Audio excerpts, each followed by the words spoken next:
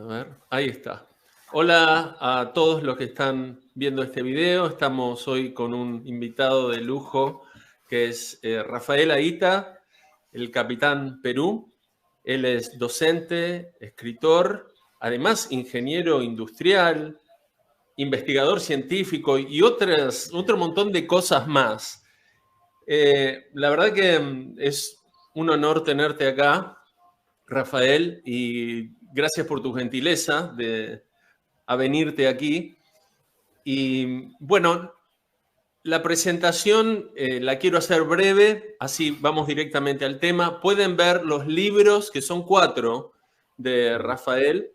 El último es Los Incas Hispanos, ¿verdad?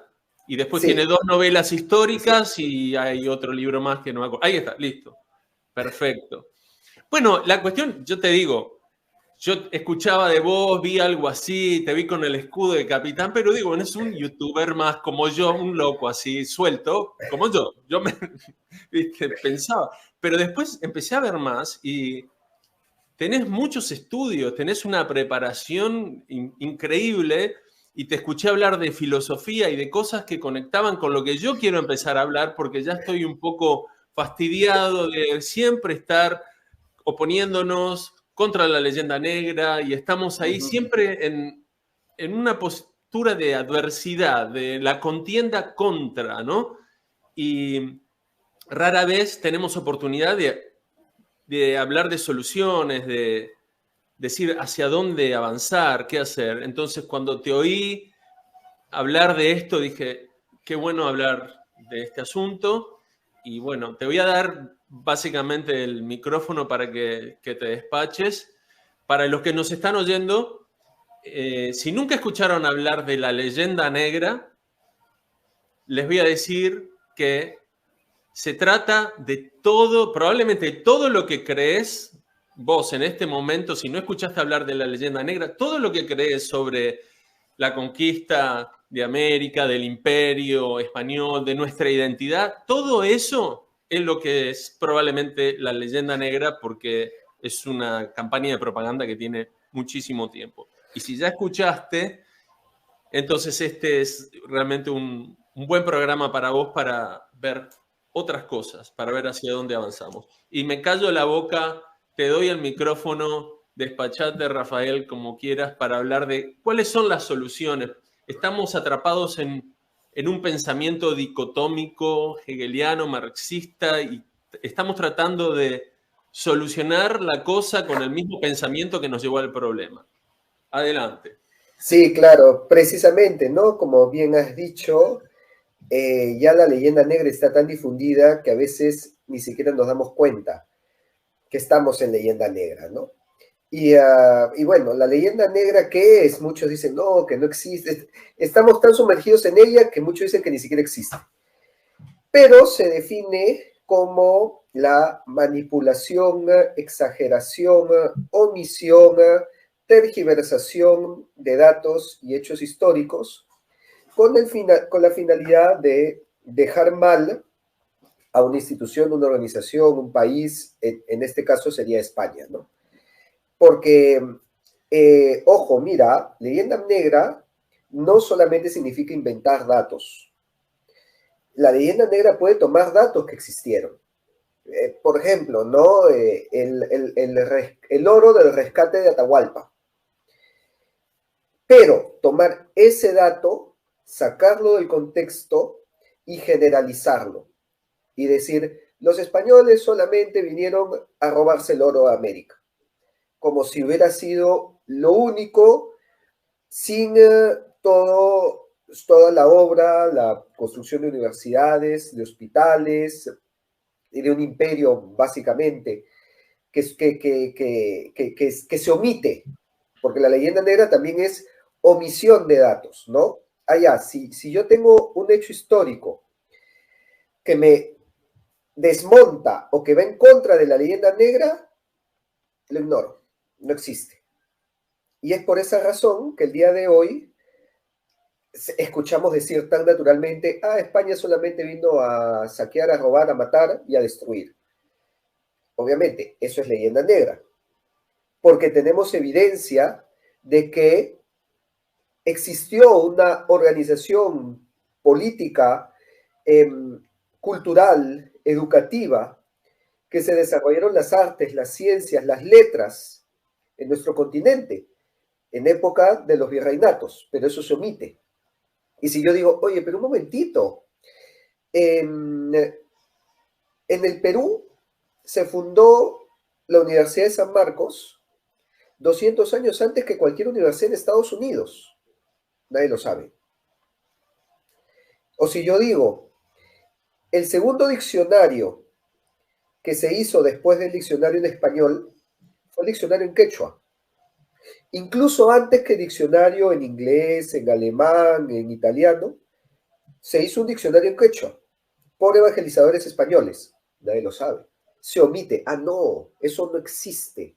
Porque eso va en contra del discurso que yo estoy diciendo de que solamente vinieron a matar, a destruir y a saquear. Si yo digo que la primera polifonía del continente americano no se escribió en inglés y ni siquiera se escribió en español, sino se escribió en quechua, ¿no? Llamada Hanaspacha Kusikuini, que es un himno a la Virgen María, que se traduce como la alegría del cielo. Y eso tampoco se dice, cuando eso debería ser un orgullo para nosotros, ¿no? Oye, mira, la primera polifonía pues fue escrita en un idioma nativo del continente. No, eso no existe porque va en contra de mi discurso. Todo eso es leyenda negra, ¿no? Entonces, ya estamos tan sumergidos en ella que lo vemos, la leyenda negra lo vemos como lo natural, y al mismo tiempo, cuando nos empiezan a soltar datos que contradicen o que desmontan la leyenda negra, ¿no? Por ejemplo, existió una nobleza inca reconocida por la corona española y que fue aliada de España durante 300 años. ¿Qué? Pero si a los incas los mataron, o los esclavizaron, o los mandaron a las minas de Potosí. No, no. Los incas eran nobles, ricos, con privilegios. No puede ser, me dice. Pero eso es imposible, eso va contra todo lo que me han enseñado. Bueno, eso es leyenda negra, precisamente, ¿no? Entonces, ahí uno se comienza a dar cuenta de qué tanto nos rodea y se ha normalizado todo el discurso negro legendario. Y claro, si comenzamos a rastrear sus raíces, pues nos vamos a topar con las guerras entre España e Inglaterra, con las guerras de Flandes y los holandeses, pues, que aprovecharon la imprenta para sacar, pues, las primeras fake news así masivas y que Teodoro de Bray ilustraba, pues, las crónicas de Bartolomé de las Casas colocando los castigos más terribles y posibles en su imaginación, porque Teodoro de Bray nunca vino a América ni presenció nada de eso, pero simplemente dijo, a ver, vamos a dibujar para dejar malos a los españoles y así podamos independizarnos de ellos. Entonces, obviamente todo eso incluso llega hasta nuestro imaginario popular el día de hoy, incluso teniendo internet. Tú entras a Google y pones Inquisición en imágenes y los primeros resultados que te van a salir son los dibujos de Teodoro de Bray, totalmente falsos y sacados de su cabeza con una intención totalmente política, pero es lo primero que te sale. Y por lo tanto, ya pues decimos, ok, esto tiene una lógica, ¿no? Pues había países que estaban en guerra, utilizaron las armas mediáticas para hacerle la guerra, pero también uno se pregunta, bueno, pero esa guerra terminó hace siglos, ¿no? ¿Cómo es que nos sigue llegando hasta el día de hoy? Y es que ahí va sumando otros elementos que, como bien has mencionado, son elementos filosóficos. El tema de el análisis del materialismo histórico, ¿no? Con un enfoque marxista, ha llevado a que el discurso, la dialéctica de lucha de clases entre el proletario y el burgués se extrapole en otros ámbitos de opresor y oprimido. Como habías dicho, tomando esta dicotomía hegeliana, ¿no? De tesis-antítesis, ¿no? Tan utilizada el día de hoy, ¿no? el opresor oprimido se puede traducir pues en la mujer y el patriarcado, se puede traducir pues en el rico y el pobre, el empresario y el obrero, y el día de hoy también el conquistador y el conquistado, ¿no? Entonces existen dentro de esta perspectiva materialista estructuras de poder colonizadoras que oprimen al pueblo y que debe apelar al uso de la fuerza para romper esas estructuras que lo oprimen, ¿no? Es perfecta lógica marxista. Y al aplicarlo a los procesos históricos, tenemos que en la conquista vinieron colonizadores a imponer estructuras de poder político y religioso, con el cual han oprimido al pueblo hasta el día de hoy, a pesar de las independencias y todo lo que ha ocurrido. Y por lo tanto se encuentra en una dicotomía, ¿no? El pueblo originario, ¿no? Para liberarse de esas estructuras de poder, debe enfrentarse violentamente, debe descolonizarse, debe destruir monumentos, debe hacer marchas, ¿no? Para romper la estructura de poder que los coloniza.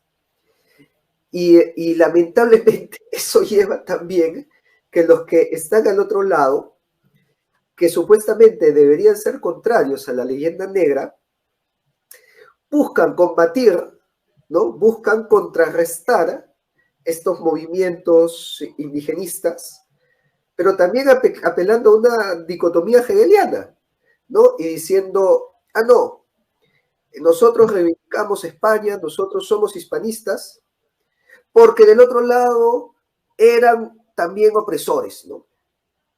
Y España vino a liberar a los pueblos originarios de la opresión de los incas y los aztecas. Eso yo lo he leído en un tuit que lanzó el famoso partido político de España, ya saben cuál es, y que dijo el día pues de la caída de Tenochtitlán, me lanzó un tuit que decía, el día de hoy se celebra la liberación de los pueblos oprimidos por los aztecas y que los españoles fuimos a liberarlos. Y dije, pero por Dios, estos son indigenistas de cabeza. O sea, me están aplicando la misma dialéctica de lucha, ¿no? De opresión y liberación. Me están aplicando dialéctica marxista acá, solo que le cambiaron el nombre, pero estamos en lo mismo. Entonces, y que se busca poner a estas culturas, incas, aztecas, como estructuras de poder opresoras que cayeron gracias a la ayuda de los españoles, estamos en la misma dialéctica, estamos en el mismo discurso de enfrentamiento, de confrontación, y así no vamos a llegar a nada, vamos solo a seguir luchando. Y lo peor de todo es que esos son hispanistas de la boca para afuera, porque esa nunca fue la filosofía del Imperio Hispano. Eso no lo dijo ni Carlos V, ni Felipe II, ni ninguno de sus sucesores, sino que la concepción política era la de unión. O sea, los principales, ya lo dije, los principales aliados de los reyes de España en el Perú eran la nobleza inca, y ellos los reconocieron como nobles y reconocieron su civilización y pintaron cuadros en donde a los reyes de España se les colocaba como los sucesores de los incas. Entonces, era más bien buscar alianzas, unión, mestizaje a través de las sangres, cásense españoles con indias e indios con españolas, testamento de Isabel la Católica, pero que se aleja totalmente de este discurso, esta dialéctica de tesis, antítesis, que el día de hoy están profesando tanto indigenistas como hispanistas. Entonces, el hispanista no tiene nada que ver, el hispanista que piensa así, no voy a generalizar, tampoco hay muchos que han investigado más y no caen en eso, pero el que busca desprestigiar a las culturas prehispánicas, tildándolas pues de salvajes, caníbales, opresoras, dictadoras o lo que sea, es todo menos hispanista, porque las políticas del Imperio Hispano fueron en el sentido contrario a eso. Qué bueno que está esto. Yo estoy tomando notas como en una clase en la universidad, no sé, está buenísimo todo esto, Rafael. O sea, no hay que combatir con las mismas armas o tratar de buscar una solución con las mismas herramientas que llevaron al problema. Entonces estamos justo en ese umbral en el cual decimos, ¿y cómo hay que pensar? Ya sabemos cómo no, lo acabas de decir, estoy muy de acuerdo.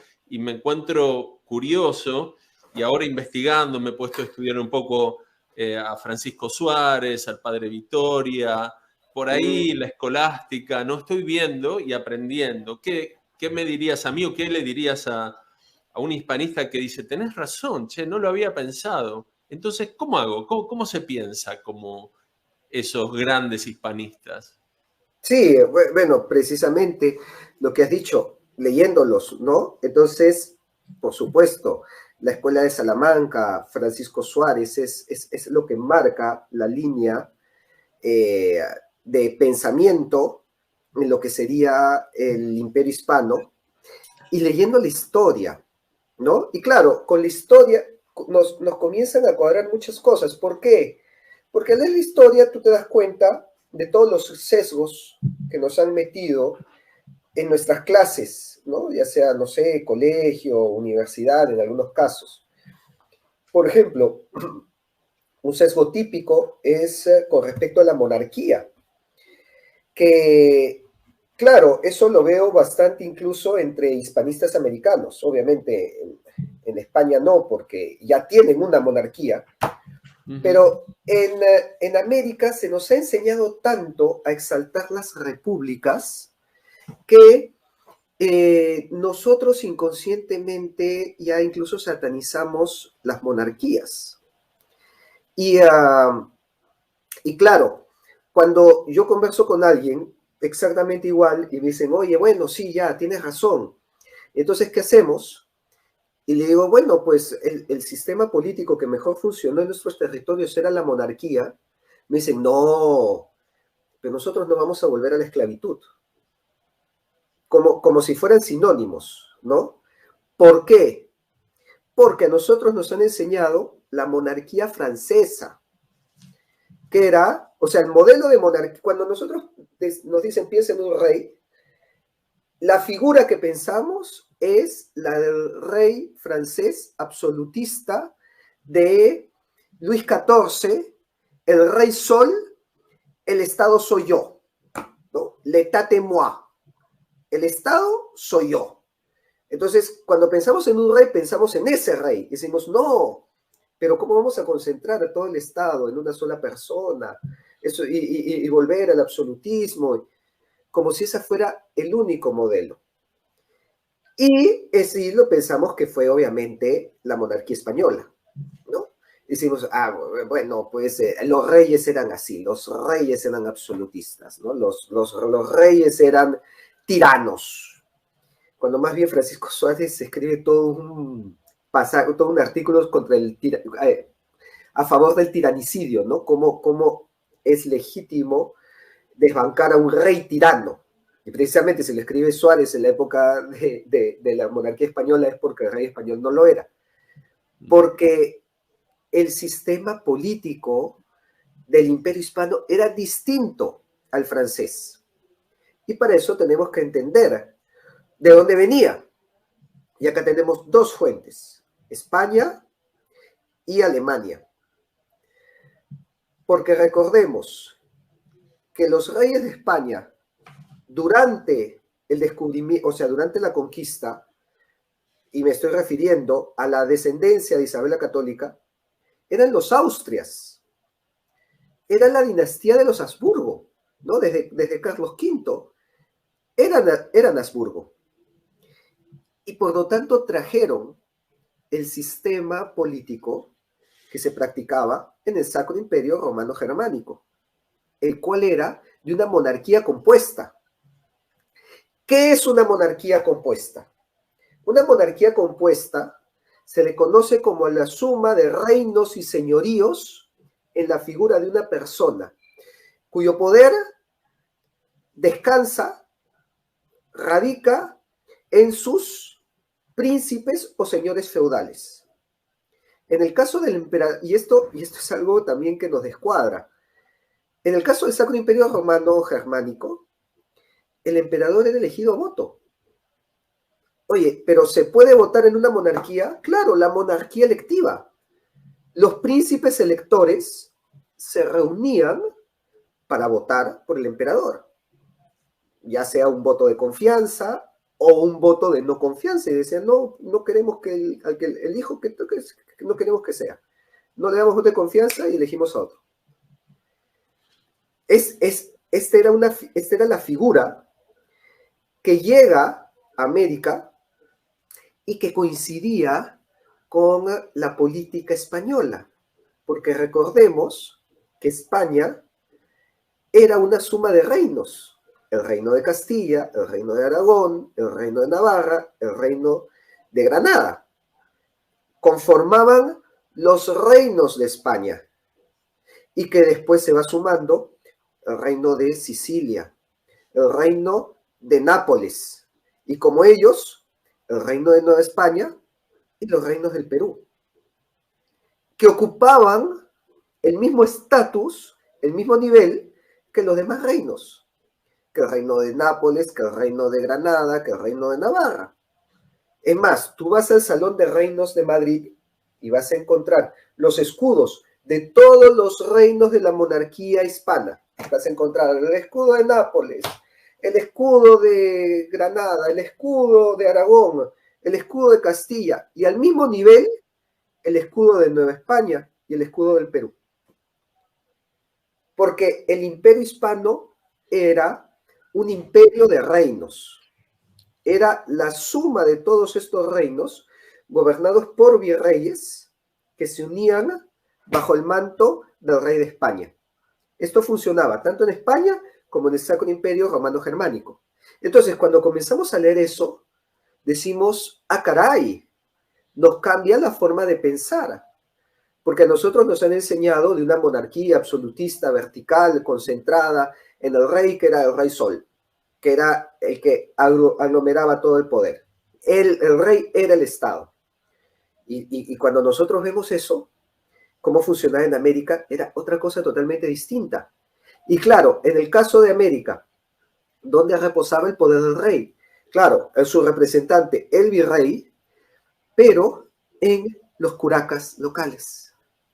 Entonces tú tenías una nobleza local, ¿no? Ya hablé de los nobles incas, pero tenías el curaca de los huancas, el curaca de los huaylas, el curaca de los tayanes, que era la capullana, era una mujer, ¿no? Entonces, y todos estos eran como señores feudales, eran como los príncipes electores del Sacro Imperio, que impartían justicia, presidían los cabildos, tenían incluso sus ejércitos propios, porque eran los que mantenían el orden en su nación, en su etnia, en su comunidad.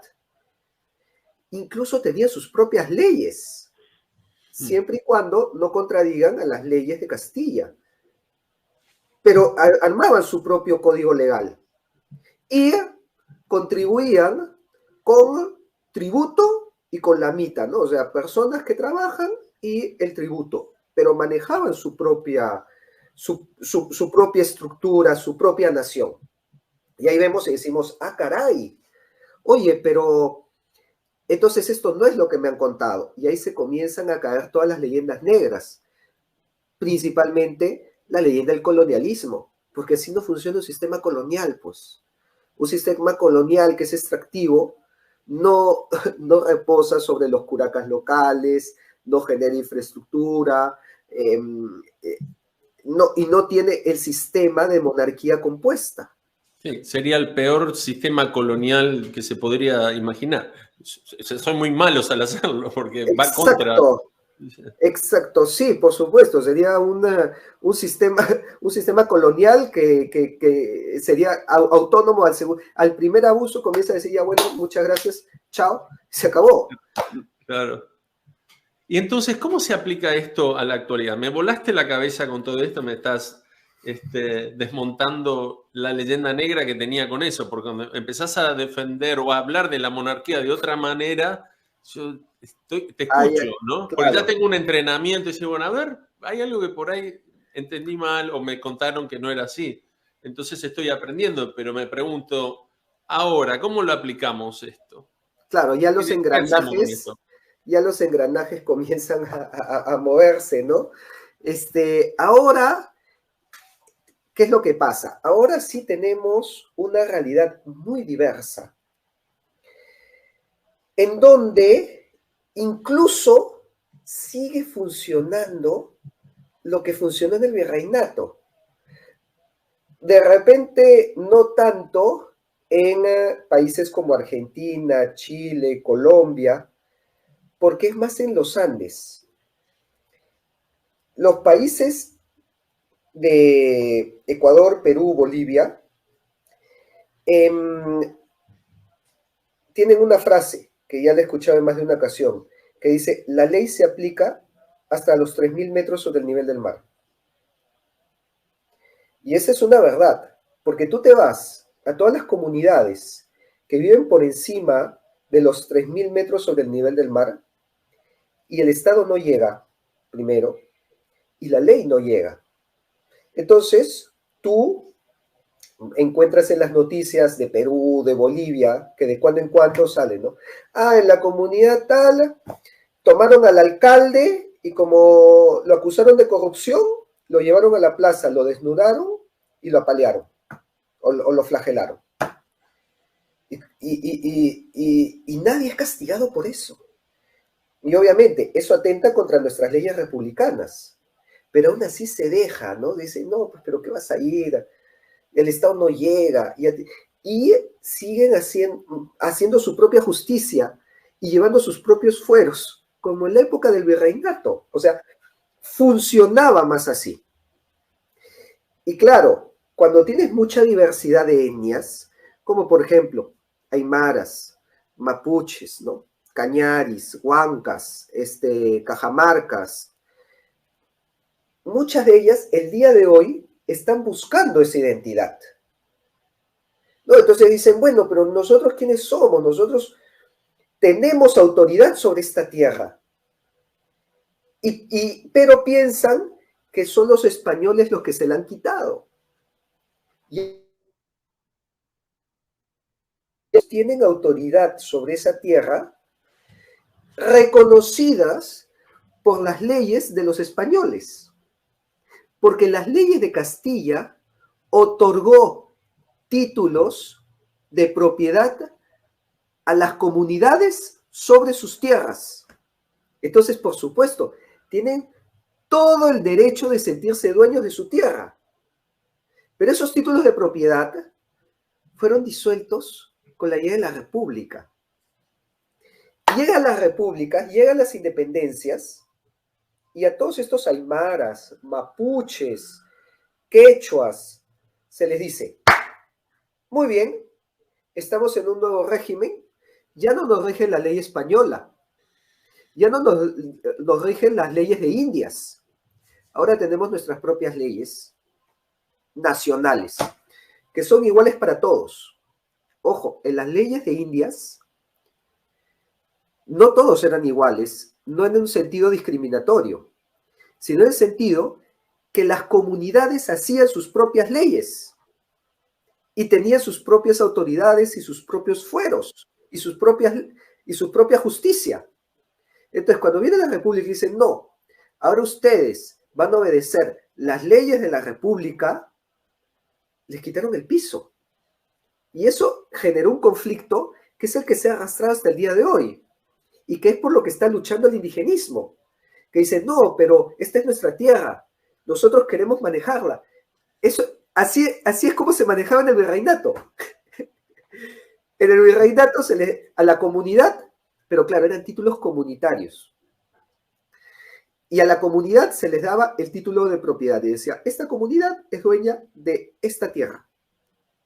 Y acá van a hacer sus propias leyes y van a hacer sus propias autoridades mientras no contradigan las leyes de Castilla. Listo, ustedes manéjense. Y eso sí, me dan tributo, me dan jóvenes para que hagan trabajos y hagan su vida. Y con la República no es así. Entonces, se ha generado un conflicto en donde ellos están reclamando, pero con razón. Dicen, nos han despojado de lo que es nuestro. Y por supuesto que se le ha despojado. Lo que pasa es que se les dice que se los despojaron los españoles, pero en realidad se les despojó durante las repúblicas. Y es por eso que durante las repúblicas se han cometido los mayores genocidios contra estos pueblos originarios. que muchos dicen, vinieron los españoles a matarnos, pero en el siglo XIX se arrasó la Patagonia. Y eso no fueron los españoles, eso fue nuestros países criollos que realizaron eso. Entonces, en la actualidad tenemos un conflicto tremendo de pueblos que dicen, nosotros tenemos derechos que nos los han quitado, y realmente se los han quitado, pero se les ha quitado durante las repúblicas. Y nosotros no encontramos salida, ¿por qué? Porque no queremos reconocer que la salida es seguir el sistema político que funcionó por 300 años, que es el sistema político de los virreinatos. Pero como decimos, no, pero los españoles eran malos y nosotros nos independizamos para ser libres de su opresión y de su yugo, tapamos esa puerta. Y estamos en un enfrentamiento sin fin. Sí, claro, porque hoy en día decir yo estoy a favor de la monarquía y que vuelva el virrey y no sé cuánto, sos un ridículo. O sea, si ya nomás hablar de la leyenda negra te pone en jaque, ya decir eso es mucho Totalmente. más arriesgado. Es anacrónico, ¿no? Muchos te dicen, oye, vives en la Edad Media, estás en la etapa feudal, porque, tú mismo lo has dicho, se ve a la monarquía como algo medieval, como algo pasado, como algo obsoleto. Y a todas estas personas yo los llevaría a pasear por los países que el día de hoy son monarquías, ¿no? No solamente España e Inglaterra, que son las más conocidas, Holanda, ¿no? Países Bajos, Dinamarca, Suecia, Noruega, Japón, Malasia, o sea, no sé, Tailandia. No sé si alguien piensa que los holandeses y los daneses y los suecos viven bajo una tiranía esclavizados y envidian nuestras democracias de nuestros países sudamericanos y dicen, ¿cómo quisiera yo ser libre tanto como lo son en Sudamérica, que tienen democracia y tienen república? Por favor, ¿no? Fíjense que el día de hoy existen monarquías y que no todas son las monarquías que pensamos. En Malasia existe una monarquía rotativa, en donde, ¿por qué? Porque tienes varias etnias, varias culturas, cada una tiene como un príncipe y se va rotando la corona entre ellos, o sea, ni siquiera es una sola persona que reina, ¿no? Y el día de hoy, nosotros, sin embargo, decimos, no, pero nosotros ya somos libres y independientes por la voluntad de los pueblos, somos republicanos. Sin embargo, debajo de la piel tenemos el anhelo monárquico. Y esa es la explicación de por qué somos caudillistas. El caudillo es la sombra del rey. Y si te das cuenta, en Sudamérica babeamos, nos enamoramos, salimos corriendo detrás de cualquier caudillo. Sale un militar, ¿no? No me importa si es de izquierda o de derecha, porque hemos tenido de ambos. Hemos tenido militares de extrema derecha y militares de extrema izquierda, y hemos babeado ante los dos por igual. Y la gente sale corriendo y los aplaude y se encandila y se olvida de la democracia, se olvida de todo y dice, esto es lo que necesitamos. Por fin alguien nos puso orden, por fin alguien puso la mano dura. Tú haces un sondeo, un estudio de mercado, y lo que pide la gente del gobernador es, yo quiero que alguien que ponga mano dura, yo quiero alguien que ponga orden, ¿no? La vez pasada, justamente, vi una página que me rebatía lo de la monarquía, ¿no? Y me decían, no, que eso es volver a la esclavitud. Y después de un conflicto que hubo, de unas marchas, posteó, ¿no? Y dijo, ya me harté de la democracia, yo quiero una dictadura, pero una dictadura que ponga orden, una dictadura que respete los derechos humanos, una dictadura que ponga mano dura, una dictadura que haga cumplir la ley, una dictadura que genere el cambio, que nos vuelva un país próspero. Y yo le comenté y le dije, muy bien, hermano, estás a un paso de la monarquía. Porque está describiendo una monarquía. Una monarquía es una persona que nos ponga orden, que haga cumplir la ley, que nos genere derechos humanos, que haga que se respete la cultura, las tradiciones, que sea una figura que represente el orden y que nos una a todos. Ese es el rey. Entonces, de alguna manera estamos en un proceso que se llama una disonancia cognoscitiva. Una disonancia cognoscitiva es cuando hay un choque de creencias. O sea, tú crees una cosa, pero la evidencia te dice otra, ¿no? Entonces, ¿qué es lo que nosotros creemos? Monarquías obsoletas, tiránicas, ya nos liberamos de ese yugo medieval. Pero lo que vemos es que nuestras repúblicas no funcionan, son un desastre, están llenas de corrupción. Los políticos se roban la plata, nos ven la cara, nos mienten cada 5 años, nos venden humo. Y no queremos división de poderes, porque cada vez que un presidente cierra un congreso, la gente lo aplaude. Dice, ya, por fin, qué bueno. Vamos, eso es escupir sobre la división de poderes. Entonces, en la realidad, de alguna manera, queremos un anhelo de algo que intuimos que está bien. En el Perú es la figura del Inca, ¿no? Porque claro, sumando la corriente indigenista y peruanista y demás, se nos presenta al Inca como el que puso orden, como el que expandió un gran imperio y como la época de mayor prosperidad de nuestras tierras. Entonces, todavía, especialmente oye, los indigenistas son los mayores monárquicos sin reconocerlo. Cuando yo les digo, me dicen, nosotros no queremos un rey, porque el rey nos esclaviza. Y yo le digo, bueno, ok, está bien, no lo llames rey. Necesitamos un inca. Cambian así. Me dicen, ah, sí, eso necesitamos. Claro, entonces, ya, le cambia de título, ¿no? No le pone rey, le pones inca. Ah, ahora sí es bueno, ¿no? Pero la figura es la misma. Entonces, existe ese anhelo del inca con el cetro de oro que traiga prosperidad y orden y nos una a todos. Eso te lo dice cualquier indigenista y lo que te está diciendo es un modelo monárquico. De hecho, el incanato era un modelo monárquico, imperial, teocrático, porque el Inca era el hijo del sol. Pero si se lo dices así, si le dices, oye, no, tú no quisieras un modelo monárquico, teocrático, imperial, no, uy, eso es ultraderecha, facho. Ay, ¿tú quieres un Inca? Ah, sí, indigenismo, vamos. No, eso es una disonancia cognitiva total. Sí, sí, sí, es un poco, depende de quién, ¿no? Es del color de la ideología de cada uno, pero la cosa en sí no cambia. En verdad estamos en lo mismo, pero depende del partidismo, la ideología que tengan. Vos sabés que, bueno, voy a leer acá, que nos mandaron unos mensajes. Nicolás Rodríguez, Bukele quiere reunificar Centroamérica, buena idea, 200 años perdidos. Bueno, estamos hablando de caudillos, ¿no? Algo así sería. Gracias por ilustrar lo que estoy diciendo. Claro, sí, sí, sí. Acá Cangrejita Mora, saludos desde Cádiz, España. Y también Nicolás dice, Teodoro Bray no vio un indígena en su vida, yo diría, en sus falsos grabados. Yo le hubiera agregado eso. ¿Sabes, Claro, él Rafael? dice que sus falsos grabados dibujaban a los indígenas con rasgos europeos, ¿no? Porque Eran, nunca había visto un indígena en su vida, sí, pues.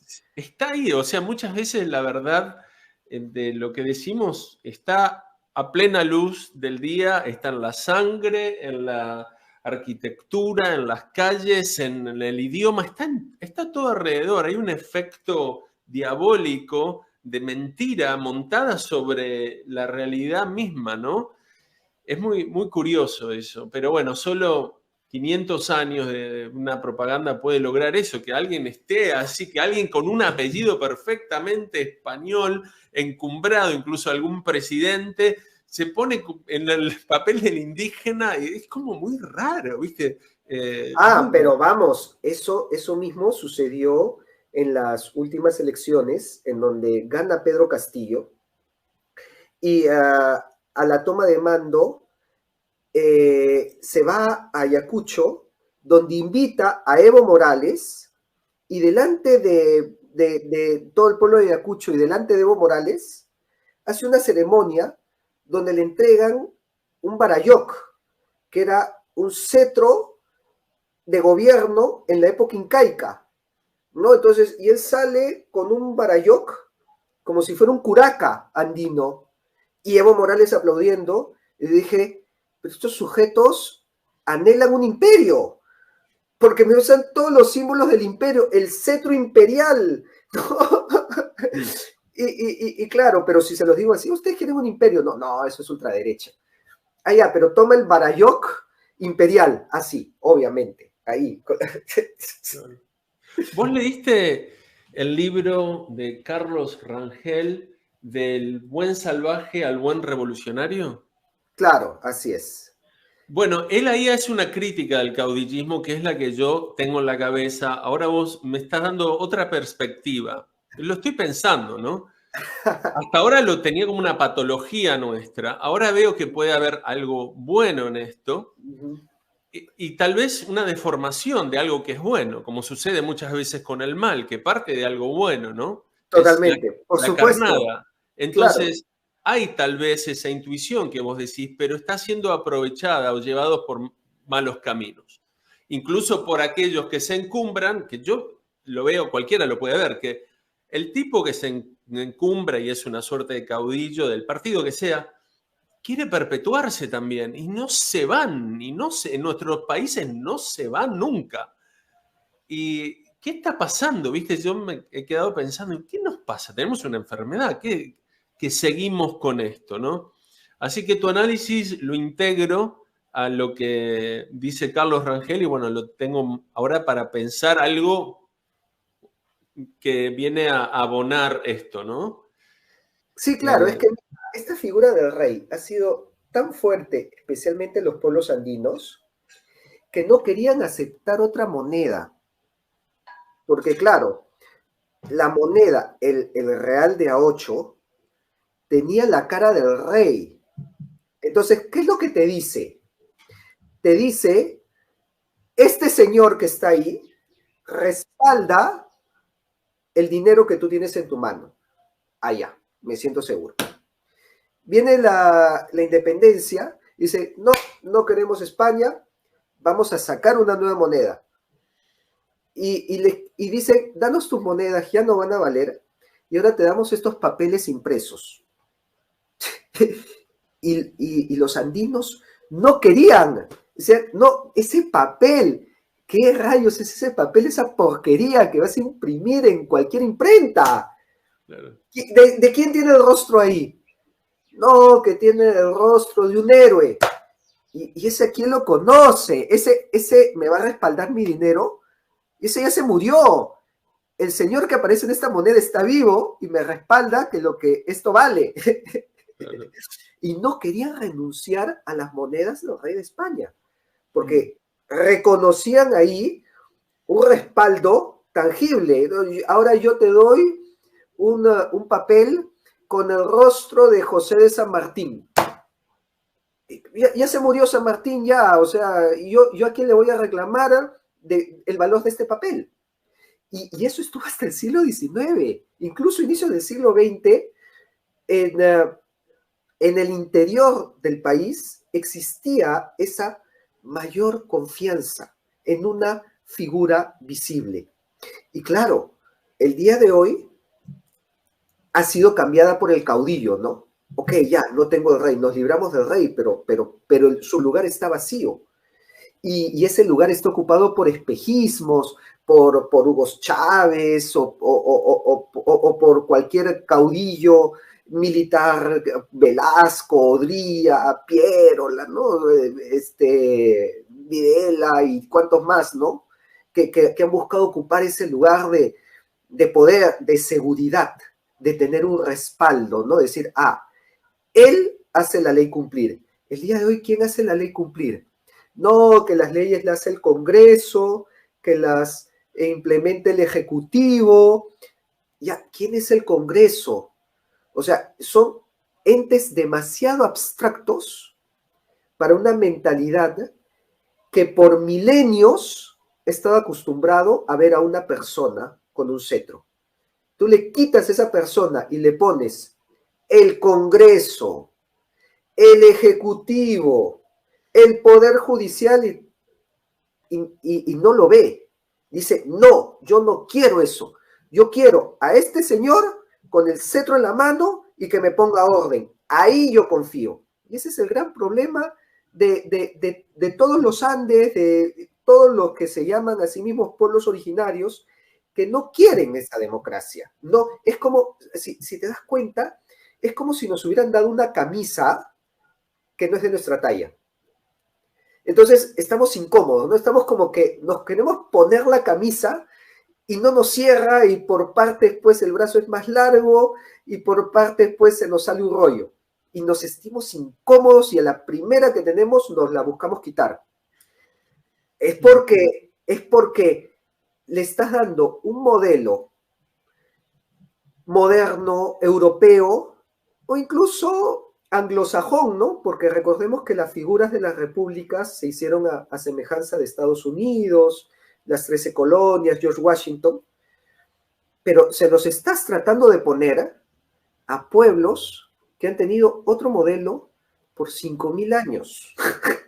Obviamente se van a sentir incómodos. Muy interesante. Entonces, para resumir toda esta parte, ¿no? Este ítem, llamémoslo así, de cómo pensar diferente, una de las cosas es considerar otras formas de gobierno que han funcionado ya con nosotros. Un subítem, yo pondría el caudillismo como algo a analizar y ver qué es lo que hay ahí que nos está diciendo una verdad, tal vez una verdad que no es buena y otra que sí es buena, ¿no? Decir, bueno, hay algo bueno allí, pero también lo estamos usando mal y estamos poniendo cualquier títere y cualquiera se encumbra ahí y se monta sobre esta necesidad natural que tenemos. Y pondría también una reflexión sobre el caudillismo, subítem, ¿no? De eso, son las notas que estoy tomando, de que el caudillismo trae dos cosas para mí, ¿no? Por un lado, puede ser peligroso porque pone a la persona en un poder de súbdito, ¿de quién? ¿No?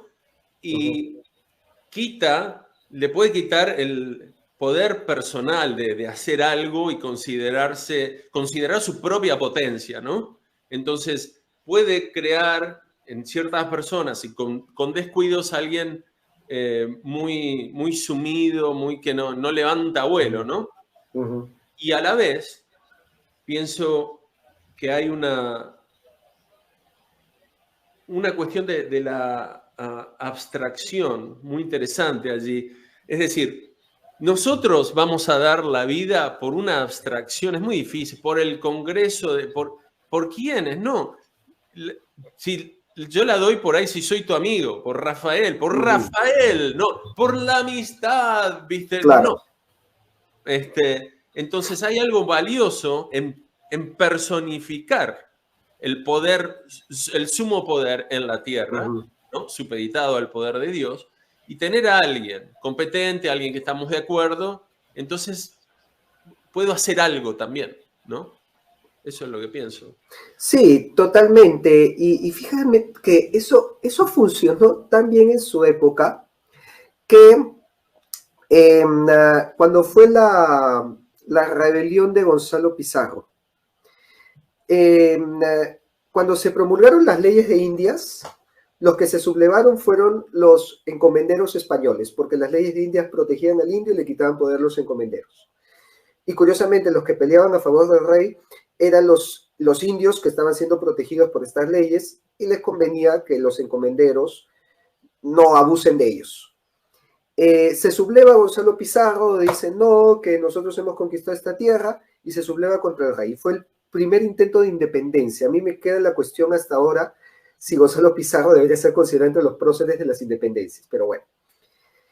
España le envía al primer virrey del Perú, a Blasco Núñez de Vela. Lo envía y Blasco Núñez de Vela arma un ejército, llega a Lima y pierde. Y es derrotado por Gonzalo Pizarro, que lo sube a un barco, lo envía de vuelta a España, y a mitad de camino en Ecuador se escapa, baja del barco, y en Quito lo vuelve a atrapar y le corta la cabeza en Quito, ¿no? Y Gonzalo Pizarro decapita al primer virrey del Perú, cosa que era traición al rey y bueno, un desmadre total, ¿no? Entonces, Carlos V está diciendo, bueno, se fue el diablo. Se me va a independizar el Perú. ¿Qué hago acá? Y se le acerca un cura que se llamaba Pedro de la Gasca y le dice, yo te arreglo el problema. Bueno, pero tú eres un cura. Tú no sabes liderar un ejército. Yo no necesito ningún ejército. Yo solo necesito tu firma. ¿Mi firma? Sí. Quiero que me des indultos. Y Carlos V confiaba tanto en Pedro de la Gasca, mira, el hombre más poderoso del mundo de la época, dueño de prácticamente un hemisferio, le entrega a Pedro de la Gasca papeles en blanco firmados como yo el rey y la firma de Carlos V. Se lo da Pedro de la Gasca ya. Imagínate, ¿ah?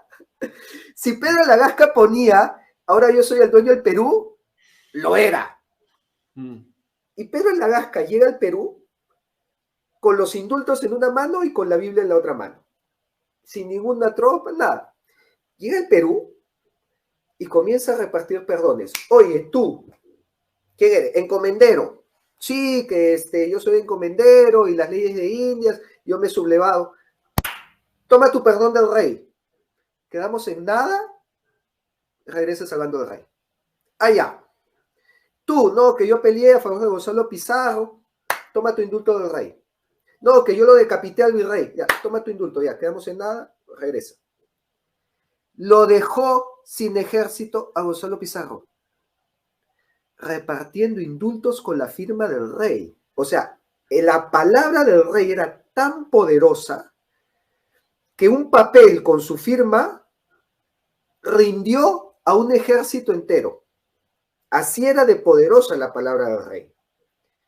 Y Gonzalo Pizarro se quedó solo y entonces lo capturaron y lo decapitaron en la Plaza Mayor como traidor al rey. Ahí tú te das cuenta que esto ha quedado en el inconsciente, ¿no? Para nosotros. Entonces, ha sido tan fuerte esa figura en estas tierras que hasta el día de hoy nos arrastra, ¿no? Hasta el día de hoy nos llega. Y por lo tanto, la estamos buscando, ¿no? Decimos, ahora, ¿en qué palabra confío yo? Es por eso también que la iglesia tiene tanta presencia, mucho más que Europa en el día de hoy. Porque es otro símbolo de autoridad. Yo confío en la palabra del obispo, yo confío en la palabra del cura. Y claro, tú te vas a Cusco, tú te vas a Puno, tú te vas a Ayacucho, y serán muy indigenistas, y serán muy revolucionarios, y hasta incluso pueden ser de izquierda, comunistas, ya, rojos, sí, yo voto por Pedro Castillo porque es un partido marxista. Pero llega la Semana Santa y las procesiones que se hacen son tan grandes como España. No tienen nada que envidiarle a la Semana Santa de Sevilla. Entonces, yo decía, ¿pero qué pasó acá? ¿Por qué? Yo llego a Cusco y encuentro un guía, ¿no? A ver, vamos a hacer un tour. Y el guía me dice leyenda negra, sí, que mira, que en este templo estaba lleno de oro y vinieron los españoles y se llevaron todo el oro. Y así, ¿eh? Todo el tour era así. Ya. Yo estaba hasta acá, yo estaba harto, decía, ya, ¿a qué hora termina esto? Oye, en eso era fiesta de Corpus Christi. Comienza la procesión. ¿Sabes a quién traen cargado en medio de una muchedumbre? Al apóstol Santiago, patrono de España. Increíble. ¿Ya? Cargado por las calles de Cusco y toda la gente cantando, bailando, tocando música. Y el guía, un ratito, ahí está el patrón Santiago. Y le dije, increíble. Pero por Dios, ¿qué me estás diciendo? Pero si me acabas de rajar, no, es que él es nuestro patrón Santiago. Increíble, increíble. Vos sabés que yo viajé a Perú 4 veces. Debe ser, después de Uruguay, el lugar de Hispanoamérica al que fui más. Después te cuento las circunstancias, pero en aquel tiempo yo era más bien tirando indigenista, aunque no estaba de moda, hace muchos años, ¿no? Ajá. Pero estaba en medio por ese lado, ni siquiera era católico, y estaba en Cusco. Y entré a la iglesia y está el Cristo, le llaman del temblor, que es un Cristo El, moreno.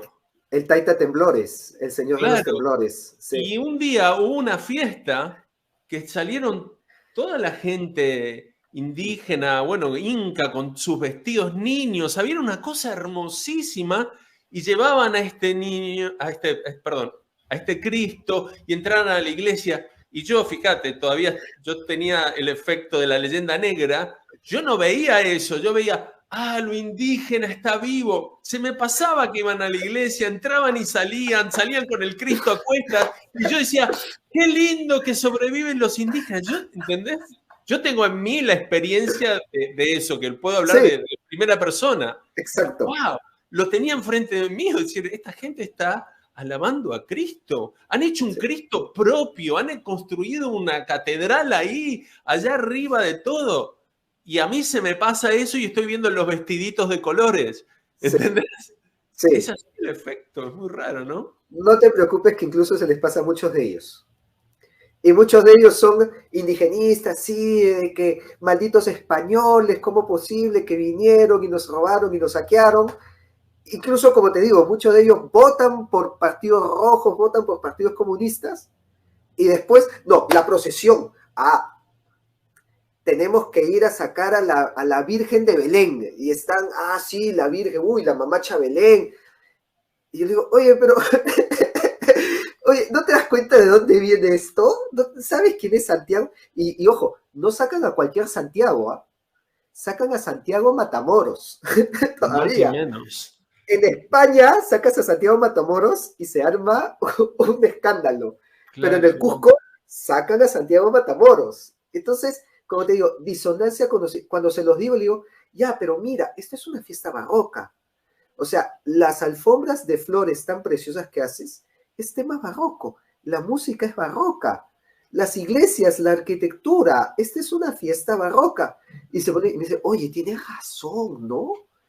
Sí, claro, pues todo claro. esto viene del virreinato, pero es como si lo estuvieran cuando la computadora tienes una función secundaria escondida que va, que va ejecutando en segundo plano, así, ¿no? Eso está ejecutando en segundo plano, pero no pasa al consciente, pero lo tienen ahí. Y es porque esto es fuertísimo. Ha perdurado hasta el día de hoy. Ha perdurado, nosotros mismos no nos damos cuenta. Ujú. Pero, a ver, si nosotros, imagínate que nosotros nos encontráramos en Estados Unidos. Vamos a una fiesta. ¿Quiénes se juntan? Se juntan los hispanos. Y los hispanos coincidimos ahí mismo en la música, en no solamente el idioma, en la comida, en las costumbres, en las fiestas. Nos gusta lo mismo y tenemos los mismos defectos también. Compartimos los mismos problemas. Ujú. Entonces, ya lo decía Patricio Lons, ¿no? Si tú trajeras a un chino que tiene pues 40 etnias con sus 40 lenguas, o si tú trajeras a un ruso que tiene un país con 7 usos horarios y lo llevas al sur de Argentina y le haces un tour, Argentina, Chile, Bolivia, ¿no? Paraguay, Perú, Ecuador, Colombia, Centroamérica, México, él no se va a dar cuenta en qué momento cambió de país. Mm. Y cuando le dices, no, estos son como 20 países, te va a decir, pero estos tipos están locos. Sí, sí. ¿Cuál es su diferencia? Adoran al mismo Dios, hablan el mismo idioma, comen la misma comida, bailan la misma música, tienen la misma historia, las mismas tradiciones. ¿Por dónde hay 20 países acá? Ellos son un país y no se han dado cuenta. Y sí, pues nosotros no nos damos cuenta, a veces estamos incluso enfrentados artificialmente, porque ojo, la leyenda negra no es solamente en contra de España, existe leyenda negra entre nosotros. En el Perú nos enseñan antichilenismo. En el Perú es malditos chilenos que vinieron en la guerra del Pacífico y nos quitaron Arica y Tarapacá. Y en Ecuador, es lo mismo, pero con los peruanos. A malditos peruanos que nos declararon la guerra, nos quitaron la Amazonía. Y en Bolivia, a los peruanos se quieren copiar toda nuestra cultura y nos quitan la saya y nos quitan la Virgen de la Candelaria y nos quitan. Y en Chile, los argentinos nos quitaron la Patagonia, ¿no? Y en Colombia con Venezuela. En Venezuela, y terminamos en unas tremendas rivalidades, que creo que el que más razón tiene de eso es Paraguay, que a Paraguay también le hicieron una guerra terrible, porque en el siglo XIX la independencia derivó en guerras. Triple Alianza, Guerra del Pacífico, Guerra Gran Colombo Peruana. O sea, nos desangramos en el siglo XIX, nos odiamos entre nosotros, nos enfrentamos, nos hundimos entre todos, pasamos de ser potencia mundial a ser el tercer mundo, y el día de hoy estamos que nos peleamos por chauvinismos, oye, que de dónde viene el pisco, o si se dice palta o aguacate, y estamos enfrentados con rivalidades, diciendo no, que mi hoyo en la letrina es mejor que tu hoyo de la letrina. Pero al final todos estamos hundidos y todos estamos sumidos en corrupción y en pobredumbre y en mediocridad, cuando lo que seríamos si tan solo dejáramos eso de lado y empezáramos a pensar como un bloque unido. Vamos a eso. Yo quiero hablar de eso, justamente de esa manera unificadora de pensar. Entonces, saludos, José Ángel Jiménez Ruiz desde España y Miguel Ángel del Olmo García. Dice, muy interesante, los políticos de hoy en día son ignorantes, atrevidos y así nos va, nos dominan, sus seguidores también ignorantes. Bueno, lo que hablábamos un poco antes. Y te cuento algo para ejemplificar lo que nos estás diciendo, de esta fraternidad invisible que está en nosotros. Sí. Yo vivo en Estados Unidos, así que estoy en contacto con gente de toda Hispanoamérica. Nunca me he sentido raro con ninguno. Inmediatamente hablamos español y nos conectamos. Y te doy el ejemplo más extremo que me ha pasado. Yo trabajaba en Los Ángeles en una escuela, en el horario vespertino, organizaba fútbol para los chicos, deporte, un patio muy grande, en una de las escuelas más grandes, en un barrio muy bravo, con pandillas. Y de golpe empiezan a trepar por el cerco pandilleros. Se vienen para la escuela y yo estoy a cargo y ahí hay niños. Entonces los empiezo a enfrentar. Empiezan a ir por las aulas vacías buscando a alguien diciendo, no me acuerdo ni qué era, pone, where's George? Where's George? Tipos con musculosos viniendo así. Digo, ¿qué es esto? ¿Viste? Yo iba atrás de ellos y decía, hey, me salía porque estaban hablando en inglés. Digo, what are you doing? What are you doing? Get out of here. This is cool. Bla, bla, bla, bla. Y era, correte de acá, ¿viste? Y yo decía, no, se van de acá. Y de golpe me hice clic, digo, hablo español. Digo, hey, ¿qué me estás haciendo? Todos se pararon, me miraron, me dijeron, ¿tú hablas español? Le digo, sí. ¿Qué me haces? Acá hay niños, esto es una escuela. No sé a quién están buscando, pero se van de acá, por favor. Ya. No, hermano, ¿de dónde eres? De México. Bueno, van, viva la raza, viva la raza. Se fueron. Bueno, el arma de unión fue terrible. Claro. Bueno, creo que eso se me ocurrió ahora, eso lo puede ejemplificar. Es tal cual, y eso incluso lo ves en la misma España, porque el día de hoy en España la inmigración es un problema latente, actual y crítico el día de hoy. Pero ¿cuánto se demora un hispanoamericano en introducirse a la sociedad española? Más o menos, según lo que estuve preguntando a los hispanoamericanos que viven allá, 1 semana, 2 semanas ya, si es antisocial. Ya en 2 semanas ya consigue trabajo, se hace amigos, tiene amigos españoles, y ya van a las mismas reuniones, van a las mismas cenas. O sea, cuando yo estuve por allá, tenía pues, digamos, un 75% españoles, y por ahí, sí, que yo soy colombiano, que yo soy chileno, que yo soy venezolano. Y estaban ahí conversando, comentando, y hasta se casan entre ellos. No, que yo me casé con una peruana, no, que yo me casé con un español, yo me casé con una española. ¿Cuánto demora en integrarse a la sociedad un musulmán? Nunca. Nunca lo hacen en toda su vida. Viven entre ellos, no aprenden el idioma, hablan entre ellos, siguen yendo a su mezquita, tienen sus mismas costumbres, tienen sus mismas tradiciones, incluso si son grandes, aplican la Sharia y tienen sus propias leyes musulmanas en su gueto. El hispanoamericano llega a España y lo primero que hace es buscar la iglesia a la esquina, conversar con los que están alrededor, y hacerse amigos y irse a las fiestas, y tú te das cuenta que la integración es prácticamente natural. Igual cuando viene un español a nuestras tierras. O sea, es algo natural, ¿no? Comienza a hablar el mismo idioma, frecuentamos los mismos clubes, vamos a las mismas iglesias, rezamos exactamente lo mismo, y en poco tiempo se hace uno más. Y eso, vamos, eso es fuertísimo. Esa es la identificación que hablas. Eso es el lazo que no se ha podido romper. Nos han creado fronteras, nos han metido leyenda negra, nos han metido odio entre nosotros, pero el lazo no lo han podido romper. Es increíble.